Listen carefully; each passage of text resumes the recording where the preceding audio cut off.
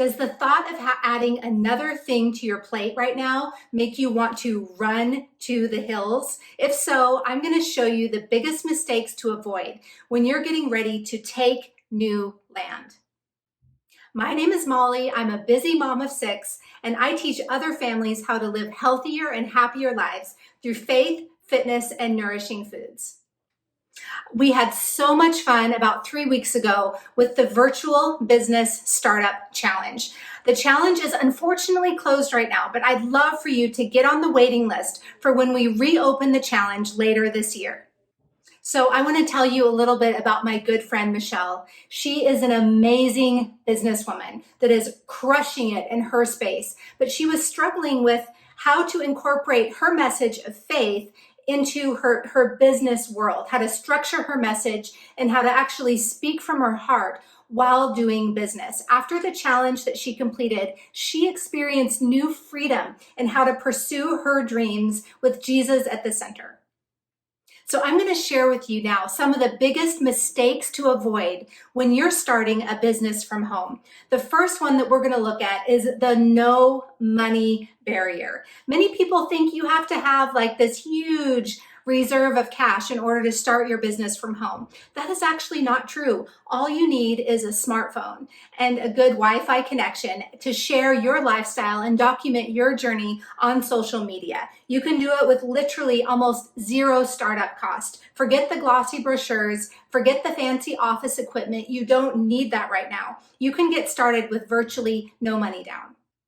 Okay, the next biggest objection that I hear a lot, and that I probably have been guilty of saying myself, is no time. I simply don't have any time to take on one new project. Now, we all have the same 24 hours in a day, and I understand busy. I'm a mom of 6. We homeschool our kids, running a business from home. Sometimes I have no idea how it all gets done, but the truth is, it actually has gotten done. And being an entrepreneur does require sacrifice. We get to do extraordinary things in order to build a business from home. Don't underestimate what can be accomplished in the early morning hours and in the evening hours of your day.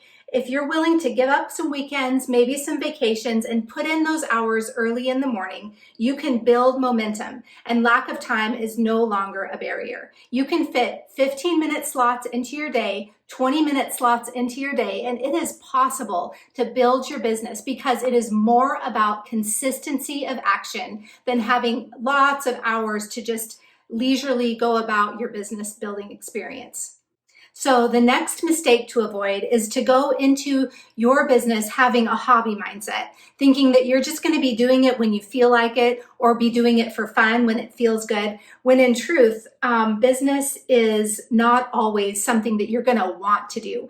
And so it's again coming back to that commitment of making a decision to put in the time to build your business. Business is not all fun and games, but when you create and when you stick to a plan with a goal, it gets to be made a priority. And then you shift from having a hobby mindset to a business mindset that is going to lead you to success. So this is a way to avoid this mistake because we want to see results. Who wants to be building a business and not be making any money and not be seeing any results? So when you're able to shift from having a hobby mindset to doing it when you have the time or when you feel like it, to really working with your strategy and working with your content plan, you are going to see results and you're going to avoid that discouragement, after the zeal and the honeymoon period wears off and it's no longer fun. You're going to be able to avoid major disappointment and a major pitfall when you look at this as a business and not a hobby.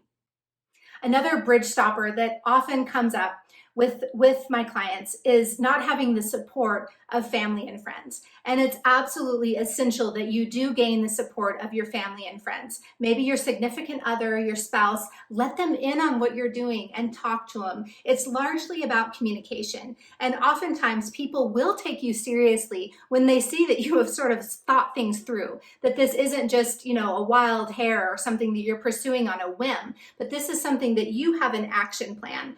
And so when you think through the process, what it's going to take from you and what to expect, people may take you seriously. And even if they don't, that doesn't matter. It's not their business, it's yours.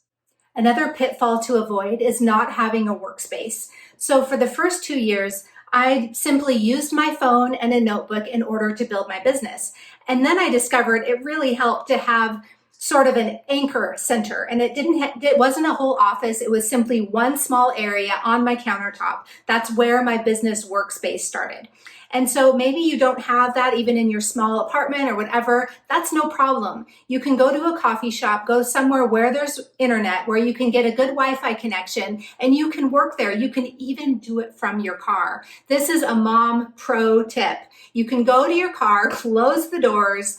You can do your videos from your car. You can work, you can message. You can even go when you're grocery shopping and just stay an extra 5 to 10 minutes in your car before you go in the grocery store. Reply to your messages, follow up with your clients, and you can manage to create time and space, hitting both needs at one time with that. And lastly, the biggest mistake that I want to talk about now and pitfall to avoid is fear and no confidence in what you're doing. And this is a big one. And every single entrepreneur on planet Earth has had to face this fear. When you dig deep, you'll find that sometimes those things, those reasons that you have for not starting your own business are actually excuses. And fear is present and we get to overcome it. The truth is that God didn't give us a spirit of fear. He gave us a spirit of power, of love, and of self-discipline. And we get to do it even if we're scared.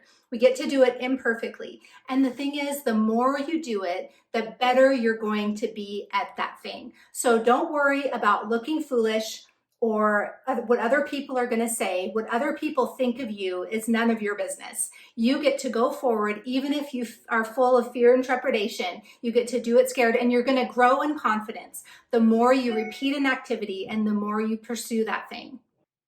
I just want to stop a second and remind you to subscribe to my channel so you don't miss a video.